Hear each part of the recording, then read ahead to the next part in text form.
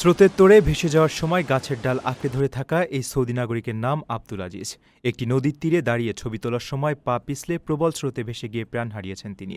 চোখের সামনে এমন ঘটনা ঘটতে দেখে ছোট ভাই তাকে বাঁচানোর আপ্রাণ চেষ্টা করলেও শেষ পর্যন্ত সব চেষ্টা ব্যর্থ হয়। সংবাদ মাধ্যম ওকাজের প্রতিবেদনে জানানো হয়েছে, নিহত ওই পর্যটক তুরস্কের জনপ্রিয় পর্যটন কেন্দ্র উজুংগুলের নদীর ধারের পিচ্ছিল পাথরে দাঁড়িয়ে ছবি তুলছিলেন। এ সময় হঠাৎ পা পিছলে নদীর প্রবল স্রোতে পড়ে যান আব্দুল আজিজ। ভিডিওতে দেখা যায়, স্রোতের তোড়ে ভেসে যাওয়ার সময় বাঁচার তাগিদে তিনি গাছের ডাল আঁকড়ে ধরেছেন। দৃশ্যটি দেখে তার ভাই ওমর সঙ্গে সঙ্গে পানিতে ঝাঁপ দেন এবং ডালের অন্য প্রান্ত ধরে তাকে টেনে তোলার আপ্রাণ চেষ্টা চালান।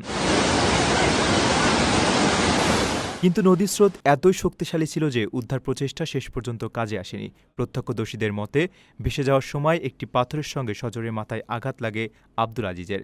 এতে তিনি ডালের নিয়ন্ত্রণ হারিয়ে ফেলেন এবং স্রোতের তোড়ে নিমিষেই ভেসে যান। খবর পেয়ে তুরস্কের উদ্ধারকারী দল এবং চিকিৎসাকর্মীরা দ্রুত ঘটনাস্থলে ছুটে আসেন। পরে নদী থেকে আব্দুল আজিজকে উদ্ধার করা হলেও ঘটনাস্থলেই তাকে মৃত ঘোষণা করা হয়। আপনার স্বপ্নগুলো আকাশ ছুবে প্রবাসীর হেলিকপ্টারের মাধ্যমে। বিয়ে, জন্মদিন অথবা যে কোনো বিশেষ প্রয়োজনে হেলিকপ্টার ভাড়া করতে যোগাযোগ করুন স্ক্রিনে দেয়া নাম্বারে। প্রবাসীর হেলিকপ্টার, নিরাপদ ও সাশ্রয়ী বাহনের বিশ্বস্ত নাম।